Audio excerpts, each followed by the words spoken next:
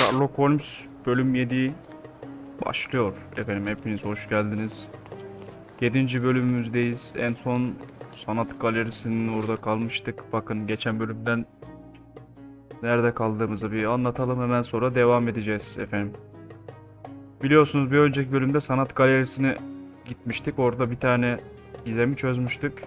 Bak, ses duymuştu. Merdivenlerden aşağı inmişti işte. Biz giren birisi çıkarmış. Tabutun içine saklanmıştı adam. Tamam, bu duruyordu. Şimdi bizde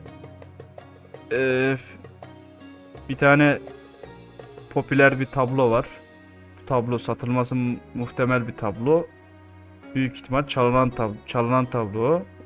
O tabloyu kimin aldığıyla ilgili bir araştırma yapacağız ve onu alan kişinin yanına gideceğiz. Almak isteyen. Şimdi Bonnie Mercurio'nun Eskişehir'de bir yerde yaşadığını söyledi. Tam yerini bilmiyormuş. Ben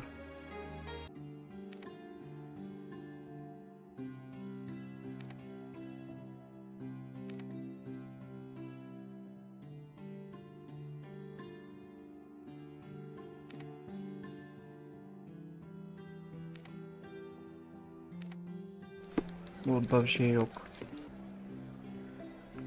Gazete sayfalarına bakacağım.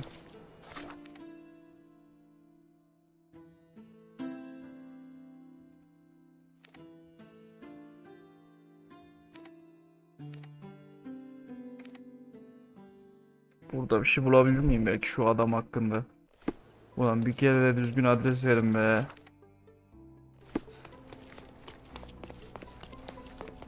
Burada değil mi? Mr. Holmes? Mr. Holmes, I see what you're up to. Mysterious stranger pursues betrothed woman. But please, let us keep things professional. I have in my possession an envelope containing details of a special assignment for you. Tell me, are you interested? Miss Settle, I am not pursuing you, and I am not pursuing further work at the minute. Well, it shall wait for you here. Do come. Yok abla yok. Şu an müsait değil. Şurada işim var, çek.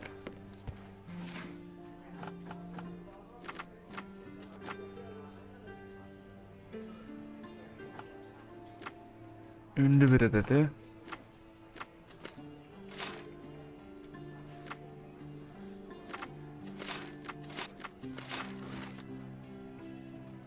Yakın zaman, tamam, bulduk. Sonunda ya, dur. Bak, geçtiğimiz hafta bizi sanatçıların sözde sosyeteyle ilgili yeni bir skandalla karşı karşıya bıraktı.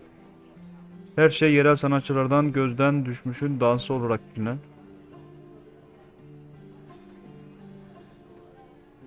Sandalye fırlatmışlar bu adama.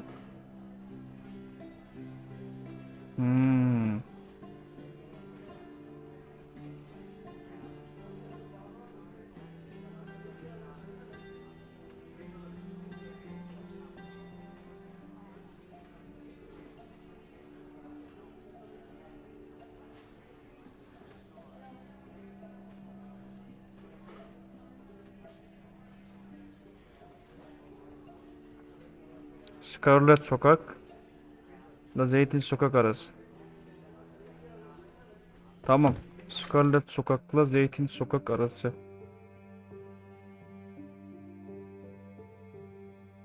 Şurada. Şimdi bak. Kavga mavga oldu dedi, dur.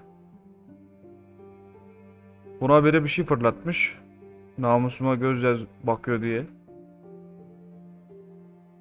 Bak. Bay Mercurio onun namusuna göz diktiği için. Kahvecide görmüş bunu. Karısıyla, kendi karısıyla herhalde. O da, bunun bir arkadaşı da bunu korumak için buna tablo fırlatanın kafasında tabloyu parçalamış. Sonra polis bütün herkesi gözaltına almış. Bir hafta boyunca polis gözetimine konulmuş. Tamam, evi bulduk, güzel. Hadi gidelim. Evet arkadaşlar, evi bulduğumuza göre hemen gidebiliriz. Buradan bir çıkalım. Bu gazete işi iyi iş görüyor bazen. Yoksa nasıl bulacağım ben onu? Evet, şuraya gidiyoruz. Nerede? En yakın buralar. Let's go. Devam bakalım. Dur ama lan.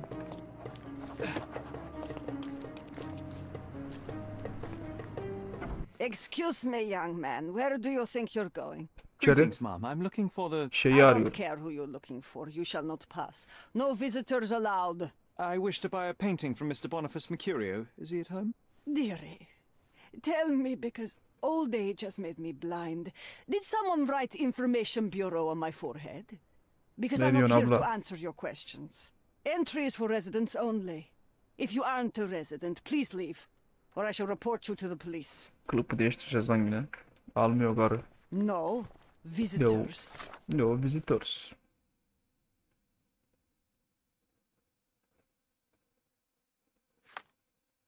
Allowed. Allah.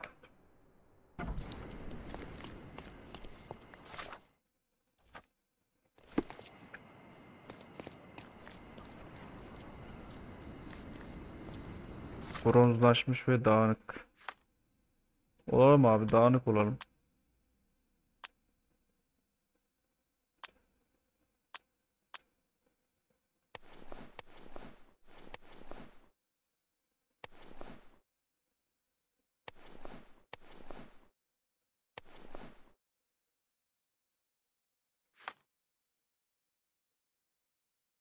Bohem sanatçı kadar.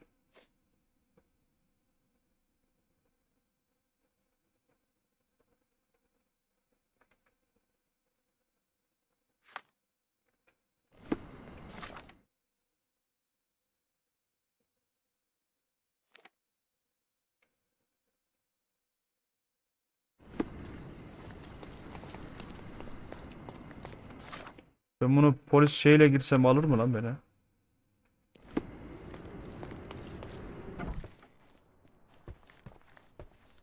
Hello, officer. How can I help you? Greetings. I'm investigating the theft of a painting by Mr. Boniface Mercurio. He lives here, I understand. May I Oldu talk to lan. him? Oh, how dreadful. Ne But oldu I karı? suppose that means his work Adamına is göre mi finally muamele being yapıyorsun lan? appreciated, doesn't it? In a way, yes. That's good. The news should please him. Thank you, Mom. So, where might I find him? Find who? Mr. Mercurio. His painting was stolen? You must be new to the police service. You see, dear, there is a rule. No visitors allowed. This rule applies to policemen as well. Mom, I am representing the law of this island. Please, let me through, otherwise... Do you know how hard it is to become a landlady on an island ruled by men? And if you think that I'm just an old woman whom you can frighten with your uniform, you're Of, very kafasına mistaken. sıkıversek. I have a lot of connections. If you do something stupid, my dear, it will be the last thing you do on Tehdit this ediyor. island. Bir de Very beni well, tehdit mi Mom. ediyorsun lan? I'll work it out another way. Have a nice day, officer.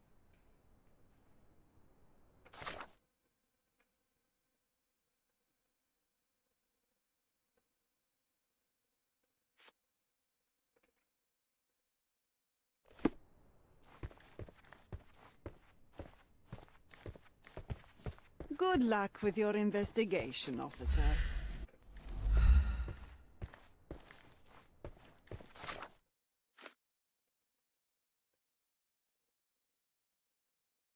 Evet.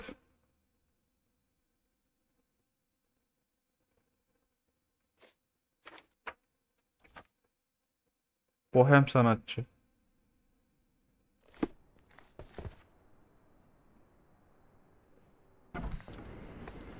Karı onu da yemedi geri zekalı ya. Oriental style. Don't pass by. Let's pick something that suits you.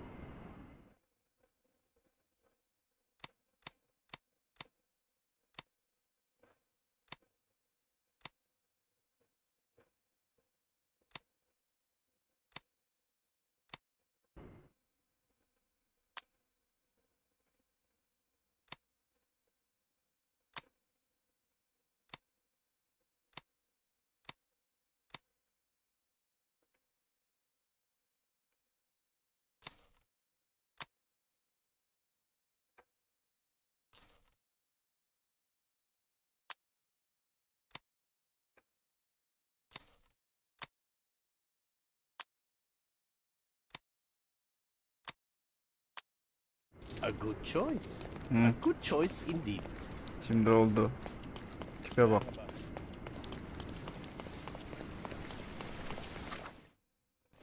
Şuradan ya, ha. Ulan teyze, ulan teyze. Abi uğraştırdığı şeye bak ya, bak yine bu ev sence. Oyunun en kötü yanı bu. Geriye kalan şeyler güzel. Bunlar saçma olmuş. Evet, şimdi bak. Şimdi bak, hadi tanıma. Boniface, sweetie. Is that you? Gerizekalı. Benim tabii. Old age does terrible things to one's sight. I didn't recognize you at first. How are you, Mum? I'm ashamed to admit that I've lost my key. Do you have a spare? For heaven's sake, how many times will you lose that key of yours? Of course I have a spare. You artists all live in your own little world. Please, accept my thanks. I would rather accept your rent. You promised to pay me several weeks ago and I'm still waiting. I will pay you, I promise, very soon. You'd better do, my dear. Or else I'll just change the law. Ölüp kalacaksın And I ya, won't hala fall kira for düşünüyorsun those abi. Cow eyes. Abla. Hadi buradaymış.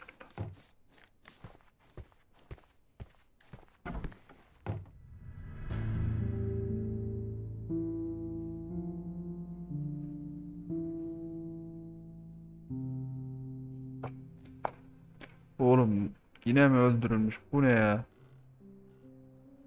Ne yapıyorsun oğlum orada? The blood has dried. Kan kurumuş. I've heard of this style of painting. It is called Expressionism. The chest has been searched. Red skin, tails on the back. Reminds me of Werder's description. Şeytan of the işte, stolen şeytanla kız. Burada. Öldüren adam bırakmış büyük ihtimal yine. Burada bir çatal var. Bilemeyiz.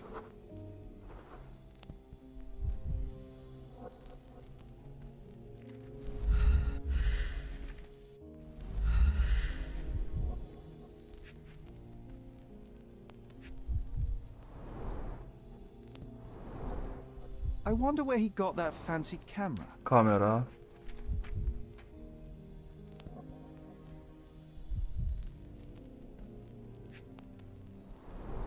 Fener mi? It appears the wine was truly awful. Şarap. Dostum. Çözeceğim, merak etme. Abo. Despite the overall tendency towards mess, you cannot sit with the drawer pulled out like this. Someone Tamam. left it Birisi after çekmece yaradı. İpucu çıktı bak, dur. Dairenin içinde yatan bir ceset var. Girişin yanındaki masada kırık bir şarap şişesi, üstünde mavi kumaş parçaları bulunan parçalanmış çerçeve, açık çekmeceler masanın daraldığını gösteriyor. Yerde kanla kaplı bir tablo var. Zihin sarayı.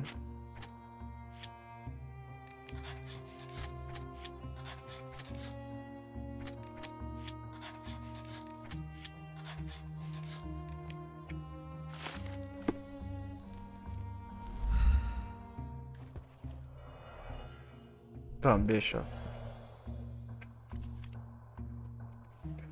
Burada bir şey var mı? Yok. Tamam, burası da bitti. Evet, göğsünde bir... Judging by post-mortem rigidity, the body lay here for 1 or 2 days. Tamam, bu yumuşamış. Bayağı 2 gün önce falan oldu. Teyzenin hiçbir şeyden haberi yok. Gerizekalı teyze.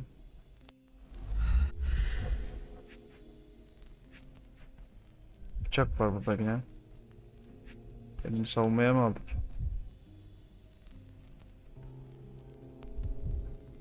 Could be the murder weapon. Tamam. Cinayet silahı niye bıraksın ki burada?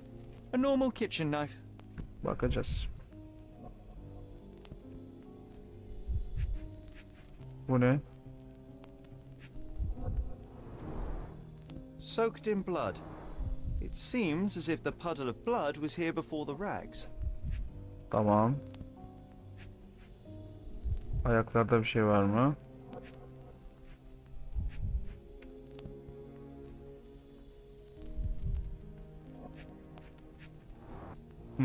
Boğaz. The wound is precise. It was inflicted by a razor or a knife. Tamam, ceset.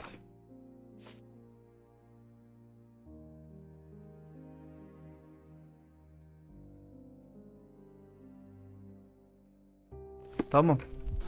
Güzel. Bu bir iki gün önce öldürülmüş, şimdi değil. Sertlik gitmiş. Bunu öldüren kişi büyük ihtimal salak biri değil. Bunu koymuş ama ne süsü verdi onu anlayamadım şu an. Oğlum ne yapıyorsun sen orada ya? Bakamıyoruz değil mi? Dur, içeride bir şey buldum, ona bakacağım. The photograph was not pulled out in time. Such a waste of material. Çok her şey tehlikeye gitmeye başladı artık. Bu da bir Look şey. at this, John. Isn't it our stolen demon? Hadi bakalım.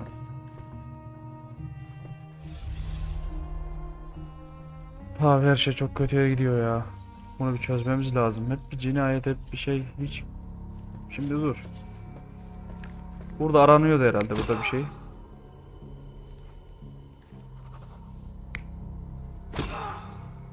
Dur bak.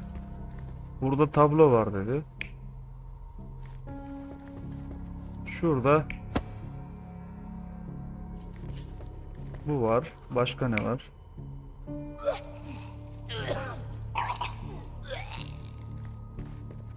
Bu olsa.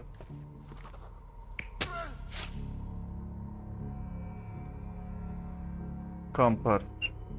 Kuru kan. Bu ne?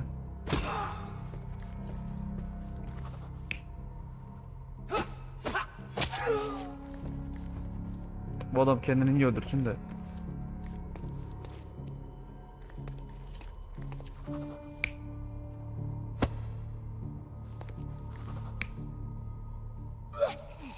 Kaça oraya kanın bulaşması lazım. Eli burada dursun.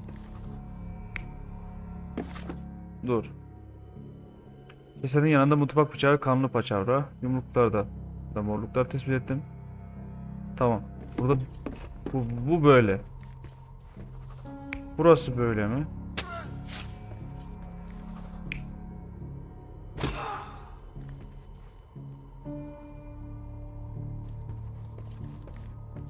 Aranmış. Sanmıyorum. You're not even trying, Sherry. Concentrate.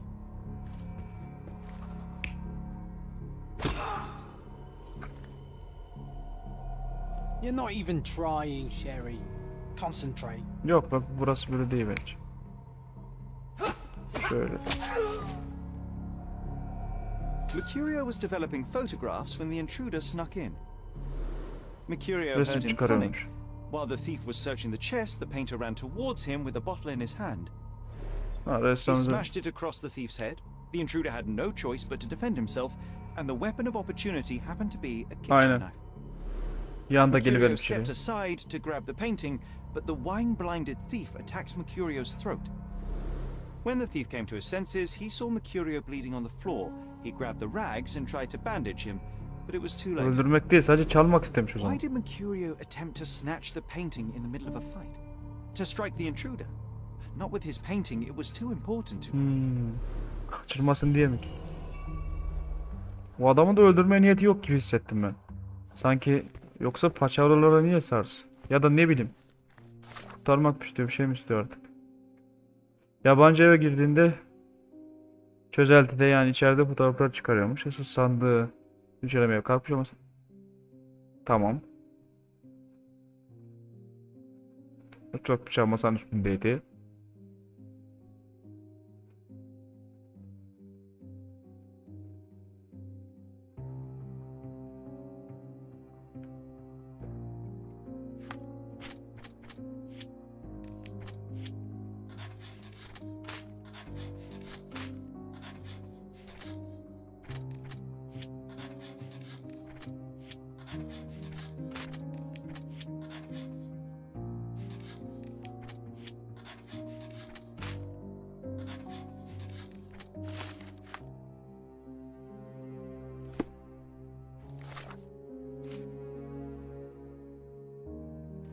Tamam. Neden resmi kapmak istedi onu anlayamadık tabi.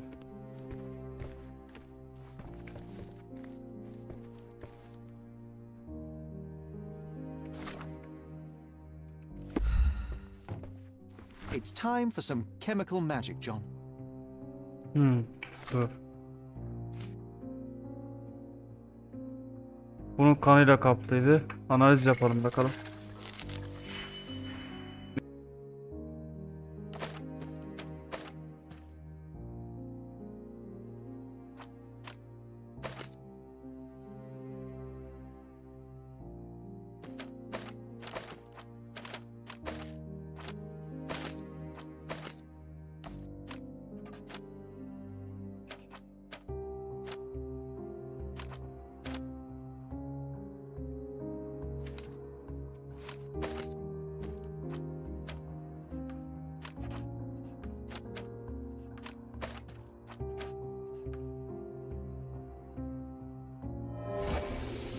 Bakalım kandan ne çıkacak.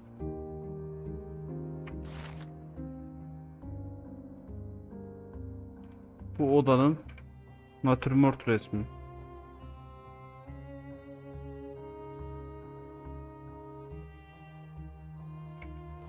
That doesn't look like the painting we need, Sherry. As expected, but that doesn't mean it won't tell us anything. Let's put it on the easel where it belongs.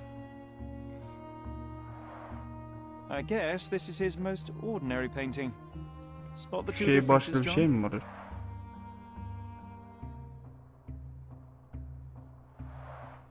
I guess this is his most ordinary painting. Spot the two differences, John?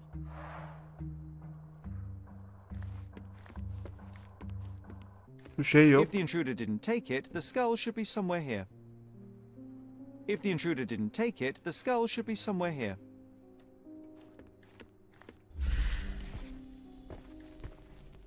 Kafatası yerinde yok. Burada. Anam bulduk ha. Monster was actually a man. Poor girl. Canavar John ought aslında to be adammış. thrilled we are now hunting the devil himself. Artık şeytanın kendisini What were you avlıyoruz ha. saying, Sherry? I was too busy sketching the scene, you know, crimes and such like, daily routine. Did you find something? A photograph. It depicts a man in a red suit with tails sprouting from his back and multiple people in masks Tamam. watching the scene. Ben anlatacağım All adds şimdi. up, but the act of love, it wasn't given willingly, John. It was a violation. She was with child. Give that to me now. Did you recognize someone? No. Although the victim is not from Cordona, she is African. Look at the ritual scars on her face. Get that image out of your brain. You have to continue the investigation. I must speak to the landlady. Perhaps she saw or heard something. Sherry, you cannot tell her the truth about Mercurio. It will hurt her. John, that's illogical. Sooner or later, she will come here and discover a corpse, and I still need to talk to her. Just avoid mentioning corpse, all right? Stick to the character, tell her to call the police. I'll take that into account. And wait here. I've redrawn the people in the photograph. Now you can proceed with your investigation without those horrific details. Tamam. Güzel. Bak. Bir tane kanı temizledik önce kimyasal şeyle. Olanın... Tamam, fotoğrafı bulduk. Fotoğrafta kafatasının yerinde olmadığını gördük. Kafatasının arkasında kafatasını bulduk. Renkli bir kızın şeytan kılığındaki bir adam tarafından kirletildiği bir fotoğrafı tutuyordu. Bu şeytan kostümlü şey adammış. Kostümmüş bu şeytan şeyi. John'un resmettiği ayartıcı. John it şeytan figürü bu işte. Şerefsiz. Şeytan kılığına giren. Hamile kadının resmedişi de bu. Afrikalıymış. Evet, dur. Hamile Afrikalıların kirletildiğinin göründüğü fotoğraf gizli bir zulaya saklanmıştı.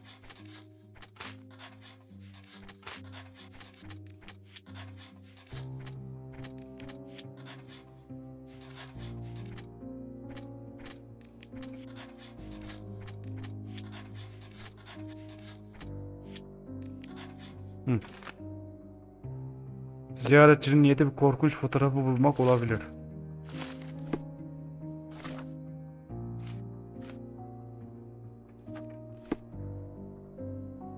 Tamam. John söyleme dedi. What's wrong, dear? You look like you've seen a ghost. Can you tell me if anyone else has recently entered the flat? Oh, you're talking about that limping Toparlayan man. adam mı? I'm sorry I let him in. I was scared. And I thought maybe he would motivate you to find money so that you would pay your rent. Hani kimseyi almıyordun teyze.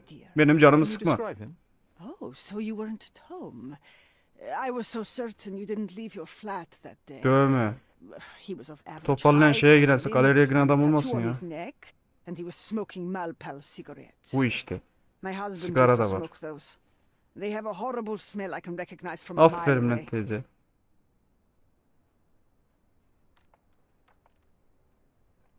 Böyle söyleyelim artık ya. Mr. Mercurio is dead. Oh, is this some kind of joke, Boniface? What do you mean you're dead? I mean that Boniface won't ever pay his rent again. Oh, my dear. If you need to delay your payment for another week, that is all right. There is no need for Bir de inanma these işi yok mu? games. Deli ediyor ya. But this is the Yukarıya last time çıksana you bir. hear me. It's not about payment, Mum. If you open Mercurio's flat, you can see the dead body Bu for yourself. polisler uyuyor ha kordonada. You will not trick me into entering your flat again, do you hear? Can I ask a favor? Of course, dearie. Please call the police and ask them to enter the flat. And don't look inside until they come up. What? What trouble have you stepped in this time? It really doesn't matter. Thank you, Mum. Bak o tabloyu arıyorduk ya. Tabloda resmedilen şey bir tane şeytan kılığına girmiş bir adam. Afrikalı bir kıza, anladınız işte. O türden bir resim. Ve bu resmiyeti herhalde utancından mı ne yaptığından kimsenin görmesini istemediği için almak istiyor. Tabii öyle adamın kıyafetlerine girmemize gerek yok, dur. Berbat oldu zaten. Sakalım sakalsız daha iyi. Aynen. İşte bu şeytan kılıklı serseri, yani nerede onun tipi? Heh, bu adam, fotoğraf vardı ya. Fotoğraf gözüküyor mu abi? Gözükmüyor fotoğraf. İşte hani siz görmüştünüz, ben size göstermişim, şeytan kızı kucağına almış falan. O fotoğrafı bulmaya çalışıyor. Çünkü adamın niyeti o sanatçıyı öldürmek değil. Güzel.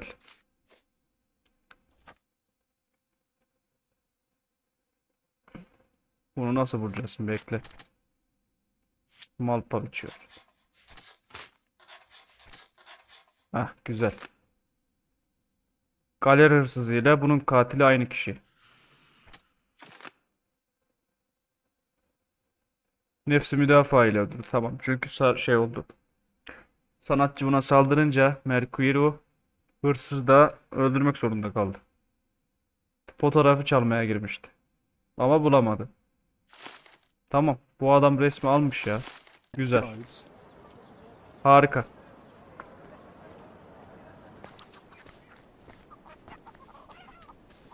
Help me, please. I can't help you. I can't help you. Everyone's looking at us, Sherry. You sure you know? Abi bak, birilerine soracağız ama kimse bize cevap vermiyor. Kıyafet değiştirip sorsak olur mu? Can I ask you a question? Why don't you go and ask your rich friend? Bak zengin diyor bak. Bunun gibi giyinip buna soracağım da. Çünkü bir şey biliyorlar gibime geldi. Bak çünkü sağ üstte insanlar simgesi var. İnsanlara sorun diyor. Başka bir yol olamaz. Burada... Let's pick something that suits you. Al abi bunu. Osmanlı kıyafeti yok mu?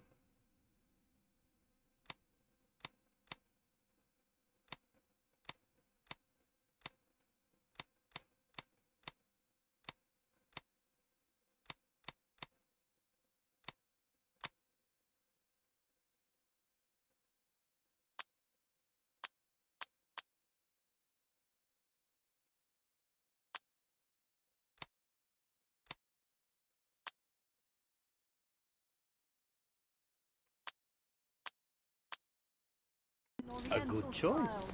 A good choice indeed. Can I ask you a question? Stay away from me and from people like me too, or you'll regret it. Do you know anything about this? Stay away from me and from people like me too, or you'll regret it. You obviously...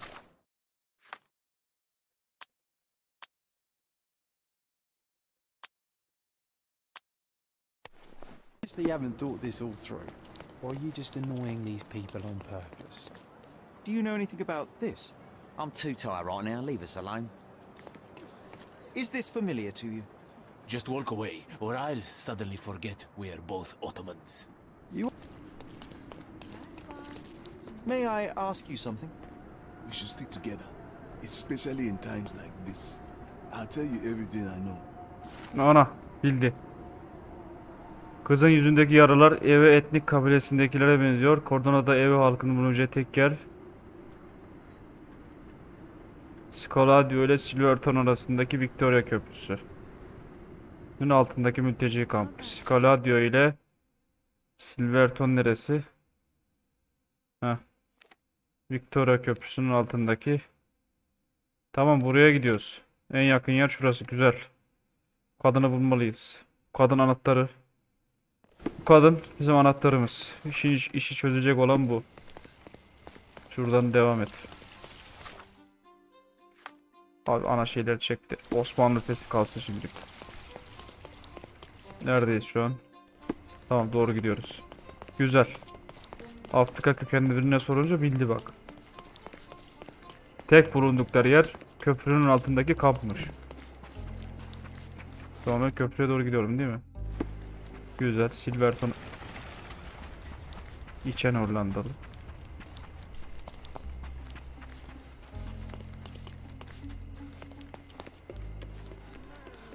Beasts! Is this familiar to you? A lady doesn't know about such things. Bilmezsen bilme dayı.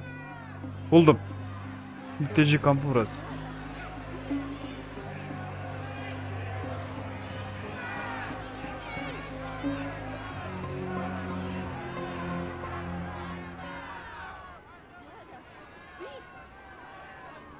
Tamam, güzel. Bulduk. Murderers! They're completely livid. First they come to our land, then they murder our people. Can I ask you a question? A solid question, sir, but I don't have the answer. Sir, this place is off limits to the public. Please state your business or leave, or I shall request that the police escort you out. My name is Sherlock Holmes. I'm a private investigator. I'm looking for a witness for a case. A private investigator? Really? Even so, you're not authorized. I can't let you in. And you are? I'm Ronald Harlow, here to handle the refugee situation on behalf of City Ronald Hall. Harlow. I'm the acting supervisor here, so I have full authority here to ask you to leave, or I shall order the police to detain you for trying to pass the blockade. Ah, biri daha çıktı, Please, görüyorsunuz değil mi? Gözlemleyek bakalım. Bıyıkları değişik. Genç biri. Kapalı alan çalışması. Kravat falan var. Otoriter.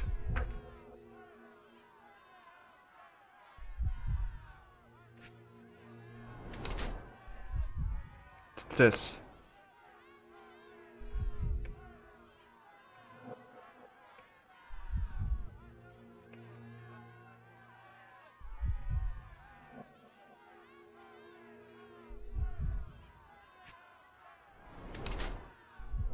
Temiz ayak.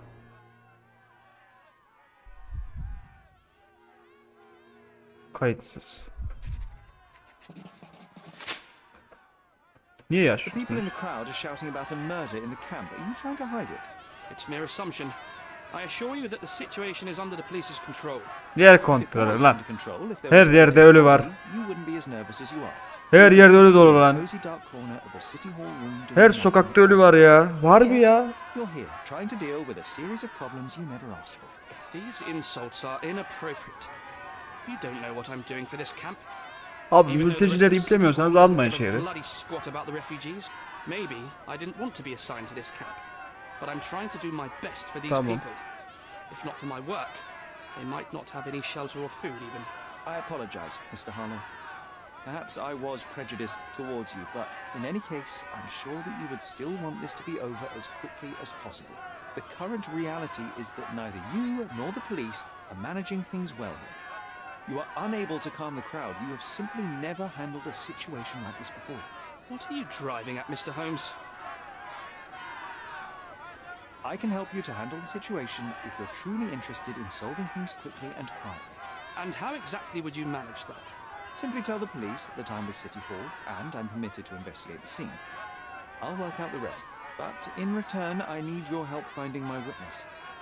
She's a young refugee. She's with child or was with child recently. Look, there is indeed a dead body inside the camp.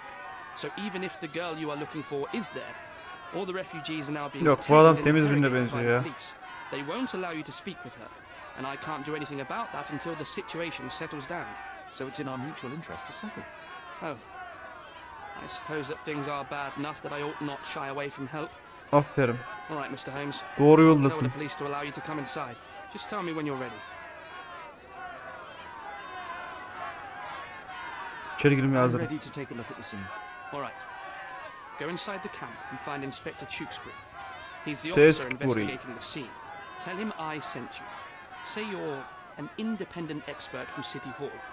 He'll fill in the details for you. I'll find my way with work. Beasts! Tewkesbury nerede? Şu herhalde, şu So they salak. keep these refugees under a bridge like proverbial trolls. No wonder the people outside are so disturbed. Who the hell are you? How did you get in here? Ayağımı lan. Mr. Ronald Harlow let me in, sir. I'm Sherlock Holmes, a surveyor of refugee affairs with City Hall. You're Inspector Tewkesbury. A surveyor. What does that even Bilir mean? kişi. In short, I've been sent to conduct an extensive report on the incident for the Colonial Office and to assess all the damage inflicted on state property. Got it. Another paperworm sent to count money and get food for archive mold. Go Kordona on, look uyuyor. around, but don't make yourself too at home. As if I didn't have enough problems before you appeared. Could you first tell me what happened here? What happened? People from the bridge above the camp heard a woman screaming and saw a mass of refugees attacking a man. Clearly not a refugee. When the camp guards came by, the man was floating in the sewage canal with a knife in his chest. Bam. A murder. Big news for Cordona. I'm sure. Thank you, Inspector. Did you learn anything about the dead man? The fellow looks like a thug. I've had dozens like him fished out of the sea over the past 20 years. Ever since these refugees arrived, there have been people on Cordona with bad blood in them. My best bet is that this thug had something against them too. And no clue as to his identity? He had some items on his body, but nothing to indicate who he was or where he was from. I think I should catalogue his possessions in my records. Go on. They're on the table near the body. Do you have any suspects yet? You're joking, right? I've got a whole camp full of suspects. And if you ask me, this bloke had it coming. Better bury him and forget şüpheli about de the whole var. thing. Güzel gidiyor And ya. now there's a crowd gathered. Çözeceğiz bunu. My Bugün çözeceğiz. superiors say we must thoroughly interrogate the kadını refugees. At least those who can bulacağız. understand any English. Do you believe that your superiors wish to get rid of John, the ne haber? refugees? I think that both our superiors would rather keep the story quiet. Since that's an unaffordable luxury now, they're looking how to protect their public image. That's why I have to waste my time waiting for my people to turn every stone and befriend every refugee. And none of the refugees were harmed? One fellow was cut. He's lying over there near their kitchen. He's in a bad way. You mentioned a woman screaming who attracted the bypassers on the bridge. Was she harmed? No, she's all right, but perhaps the whole debacle started because of her. She started wailing and the refugees stood up. And where is this young woman now? Back there in the shacks, same as the rest of the refugees. She's being questioned. Tamam. Güzel. Buraya girek galiba. Here we go again. Number of hours on Cordona before stumbling upon another dead body? 0.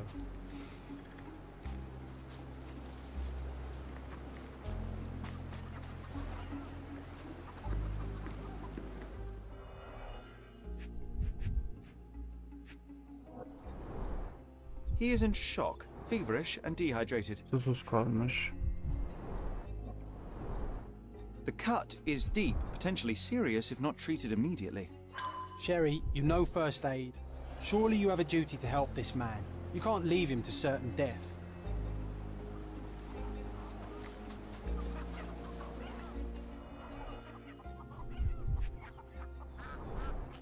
The blood sprayed off the blade after the strike.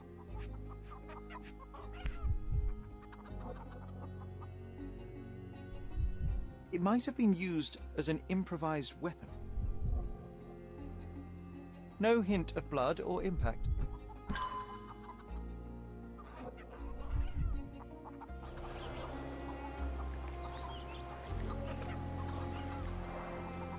Someone was dragged against their will. The refugees have been detained and will not leave until all the circumstances are clarified. Back off.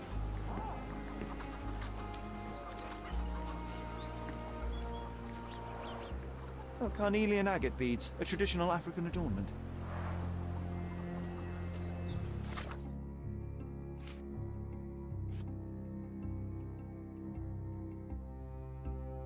Tamam.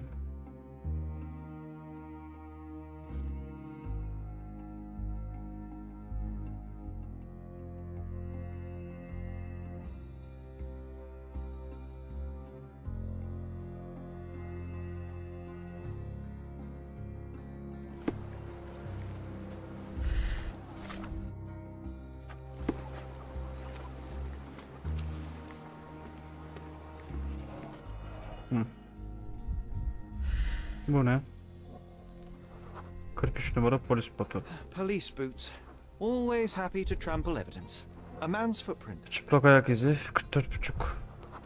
Hasarlı tavan. A heavy boot with a worn out sole.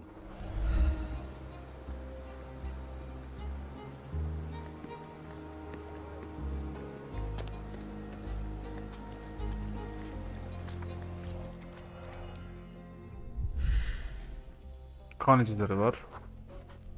A Hareket blood etmeye trail devam leading etmiş. to or a furrow in the ground. Hendek var.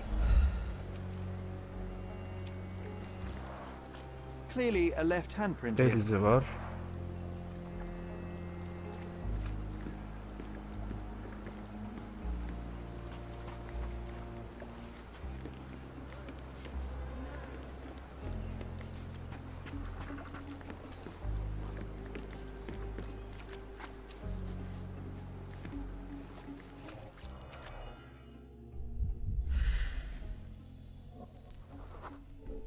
Kömür tozu. Coal dust under the nails. I don't see much coal around here. Yabancı. An interesting tattoo. Does it mean something? Dövme. Kadının anlattığı şey. Uyuşuyor.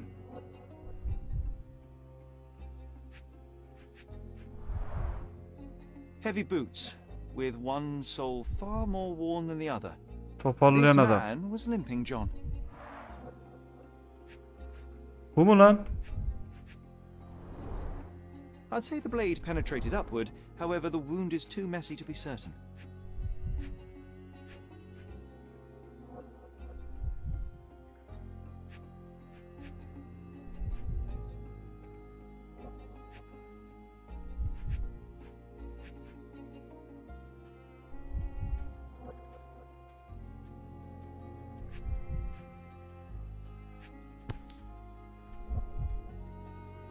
A steel dirk, sharp. Denizci ve askerlerde görülen aksesuar. Tamam. This man. Bir şeyler bulduk. Coal dust. I think we're onto something here, John.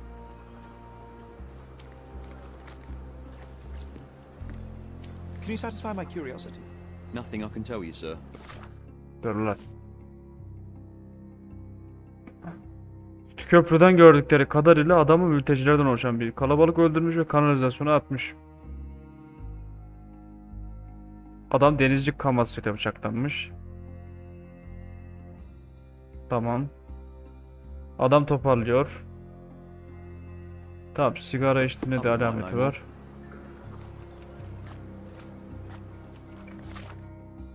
Gel bakalım.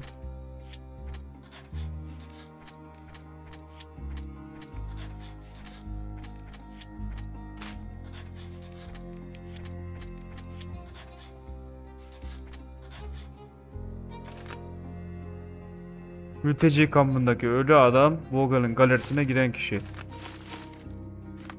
Belli oldu zaten. Eşyalara bakmama izin verdi. Bu mu abi eşyalar? Hah. Sigara. Malpal. Soaked with salt water. Uyuşuyor. £1,000. A fair sum, especially Güzel considering para. British currency Bu isn't ne? very common in a simple leather sheath. Kama kılıfı. Bitti mi?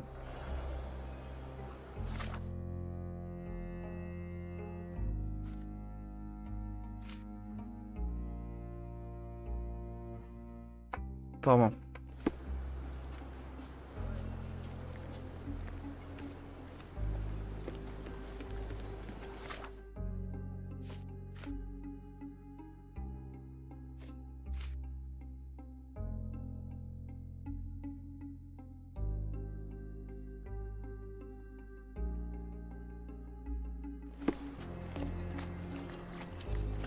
If they find out about the passage, everything will go.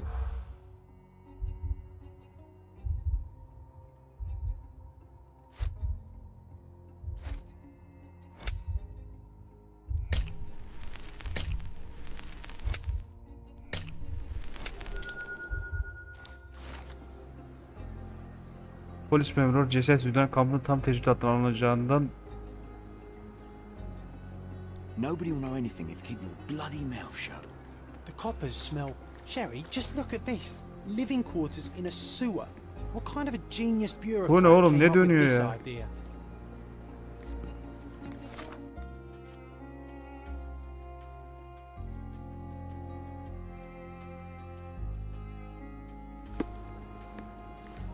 We have seen some dark places in Cordona, but this...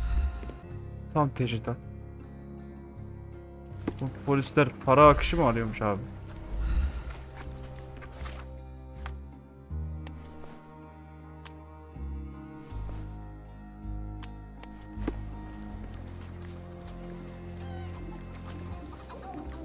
Back off. Back off.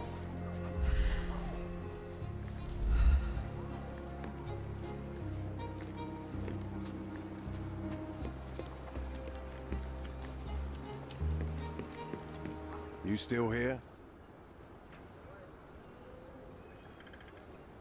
The guards at the sewers were speaking about taking refugees out of the camp. Do you know anything about this, Inspector? Less than you do, obviously. And this doesn't bother you as an officer of the law? I can neither punish them nor put them on the right track, if that's what you're asking. Maybe your friends at City Hall could do something Oğlum about it. şuna bak, but I hiçbir şey doğru düzgün değil şu kasabada ya. To be honest, I'm sick and tired of being frowned on for my uniform. If those fine gentlemen you've eavesdropped on are in some shady business, that's on their heads. I'm busy. Don't you have paper?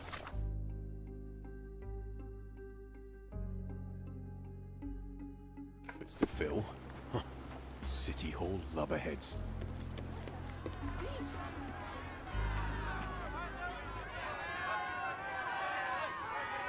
Mr. Harlow, how did the refugees end up here exactly? Oh, so you're not from around here yourself? So you decided to lock them up under a bridge? Aynen. There was no other option. We're still trying to work out what to do Mültecileri with them. köprü altına We hope kapatmışlar we'll find a anasını. humane solution and not put them on a raft and float them out to sea. Mr. Harlow, what exactly do you do here? What are your responsibilities? What I do and what I am responsible for are two different realities, Mr. Holmes. On paper, I am in charge of the camp territory, secure. What I actually do most of the time is knock on every... The police here on City Hall's behalf too? They are, minus those who came here after the body was found. The governor won't let the refugees disperse into the Ana. island. So there's a Ceset bulunduktan significant sonra police gelenler presence başka guarding the yerden camp. gelmiş. Naturally, they answer directly to the police. I have some influence here, but I'm not their direct authority.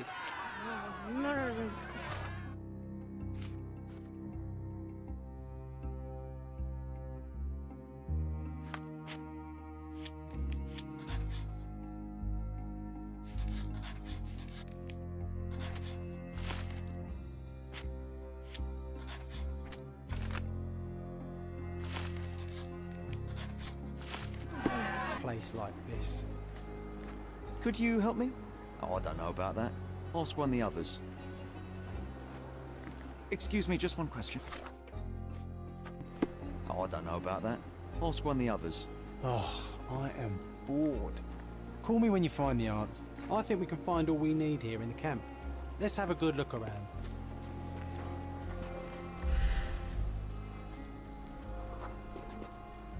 I'll use it to create a solution.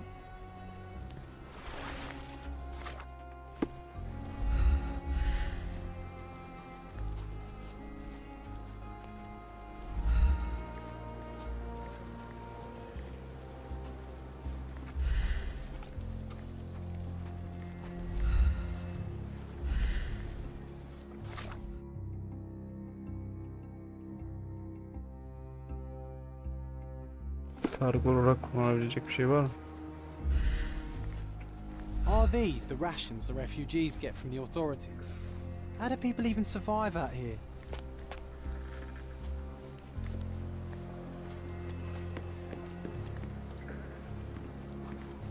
Şurada bir sargı gibi şeyler vardı bak.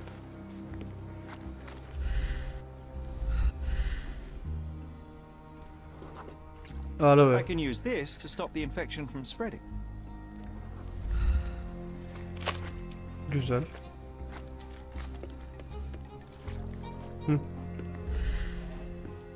Temiz sargı, kumaş.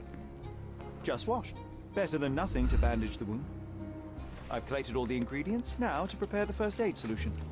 Şimdi solüsyon hazırlamamız lazım. Haydi acele edelim, acele edelim. Bu adamı iyileştirmek istiyorum. Kimyasal analiz yapacağız. Bu güzel oluyor ya. Dur, ne lazım? 3 tane bundan. Deneyelim.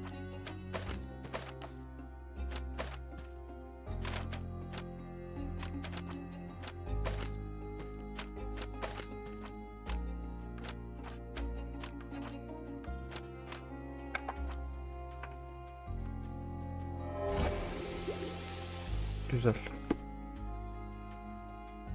Tamam, buldum kumaş, yaptık. Solüsyon yaptık. Thank you. This should make you feel better, my friend. Now remain lying down and drink as much water as you can. Güzel. Well done, Sherry. At least he won't die from the infection.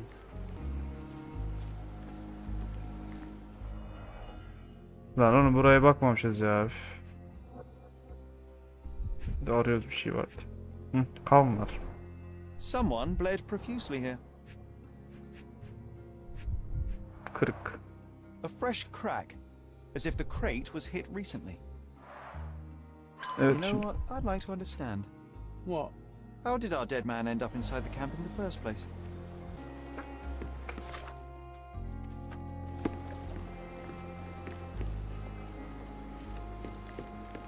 I'm busy. Don't you have papers to fill? I hope I'm not making a grave mistake in trusting you, Mr. Holmes.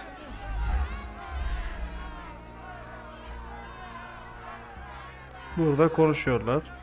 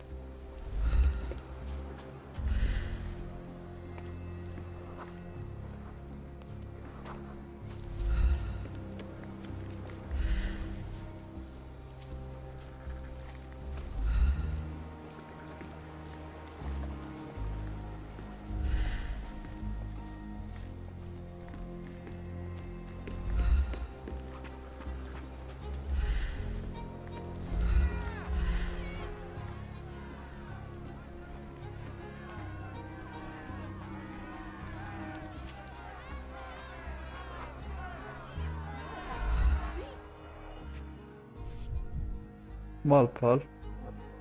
A single Malpal butt. Roadman's cigarettes. A brand Emniyet highly güçlerinin içtiği regarded sigara. by law enforcement officers.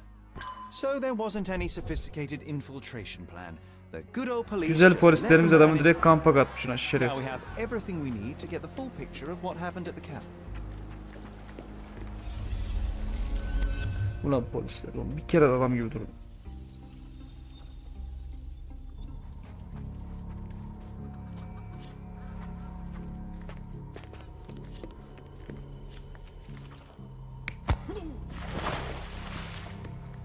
Bu olabilir. Ha, olabilir.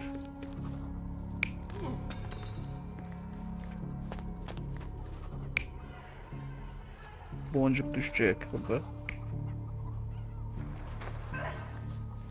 Tamam bu. Hı.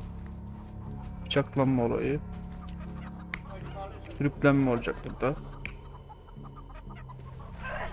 Tamam. You're not even trying, Sherry. Concentrate.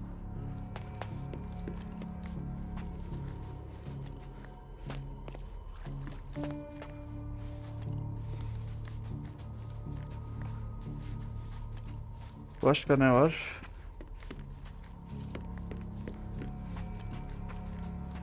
Bu kadar. Bu ne? Böyle de olabilir. You're not even trying, Sherry. Concentrate. Adam öyle düştüğü için bence böyle düştü. Ama bir eliz olacak. Tamam bu. Bu şekilde. Bu ne?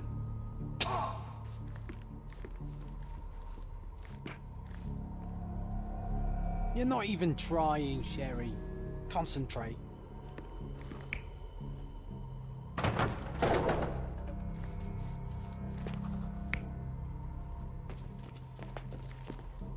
Heh, toparlıyor dedi. You're not even trying, Sherry. Concentrate. Bu. Tamam. Burada deniliyor. Tamam bu böyle. Güzel. Burada. Yok bu değil. Bu.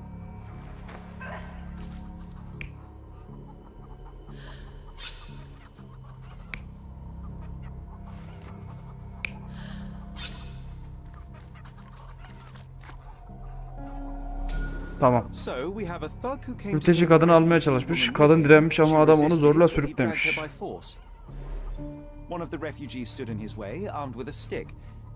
Bu tedavi ettiğimiz adam. Bir şey gelmedi elinden. Kadın kaçtı.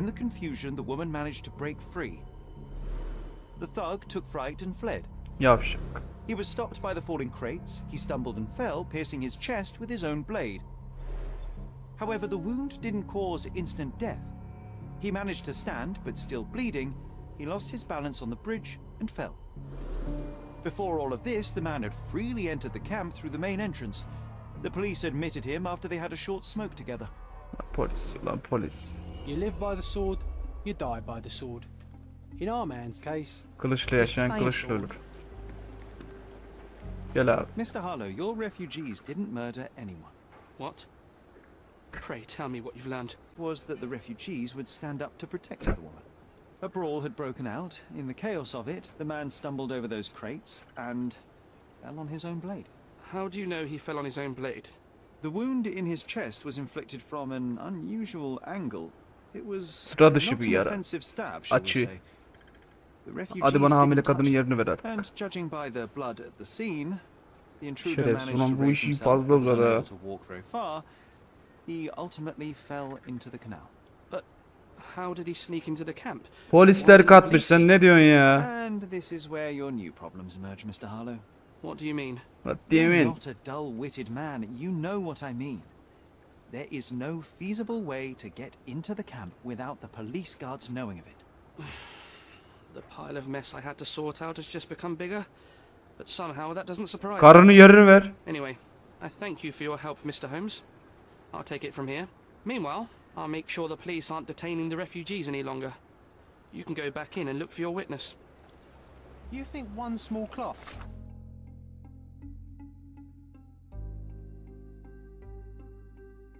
Tamam, anlattığımız gibi. make any difference in this place. Who knows, John? Just one ill-fitting cog could make the whole machine crumble. You're the one who tended to our man's wounds. I thank you greatly. The police didn't allow us to help him. The police will leave you alone now. I've proven to them that the man who came into the camp died due to his own foolishness. Thank you for standing up for us. But nobody would help us without a reason. You're here because you want something. Yes, I do. I need to speak with the girl drawn here. The dead man came for her too. He wanted to take the girl away, but we won't allow her to be hurt again. What do you want from Nayla? Nayla.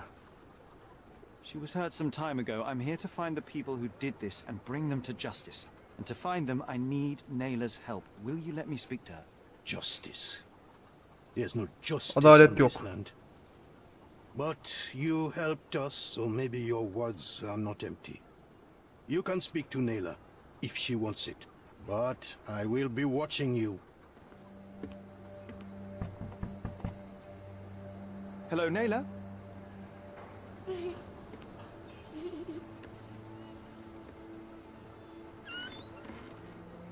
My name is Sherlock. I know someone hurt you. I am here to help. I'm trying to find the people involved and bring them to justice. Please. There is a photograph, and I'm sorry, it is terrible, but I simply must ask. Where did this happen? What can you tell me about these people? Christ, Sherlock. Nayla, I'm sorry. Korkuttuk kızı. I'm not very good at this.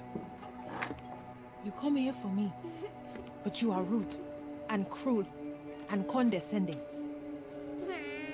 A cross. The man had this cross. Now go away. Leave us be. I do not need another Ben white ırkçı man. değilim abla. Anlaşıldı. Taş takıyormuş. Oh, glad that wasn't me. Ne dedi?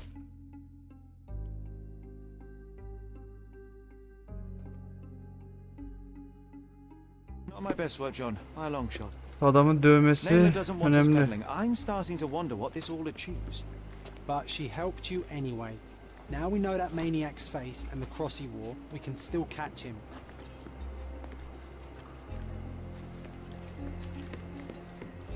I owe you a lot.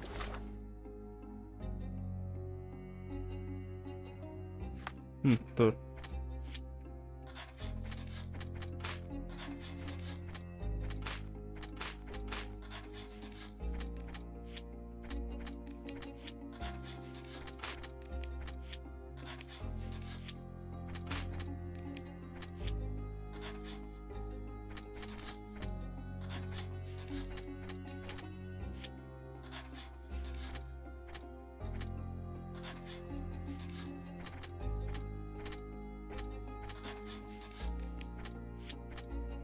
Haydut. Tamam dur. Bulduk. Bu tür rozetler.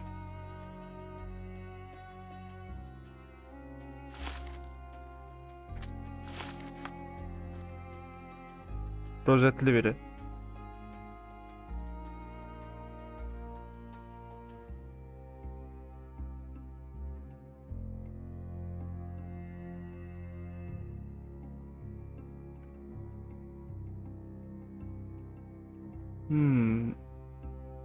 Mr. Holmes. Tamam. Bunu bulacağız. Bu adamı bulduk mu? Biraz daha yaklaşacağız. Ama bunu 8. bölümde yapacağız. Bu bölüm bu kadar yeter. Bayağı uzun oldu. Neyse burada bırakalım. Diğer bölümde bu şerefsiz şeytan kılıklı adamı araştıracağız. Belediye binasında ya da kitap evinde falan bakarız buna. Yani oradan devam edeceğiz. Bu bölüm de gayet güzeldi. Bu vakayı bir bitirelim artık. Annemize bir gelelim. Bayağı bir fazla oldu artık. Neyse kendinize çok iyi bakın. Hoşça kalın. 8. bölümde görüşmek üzere.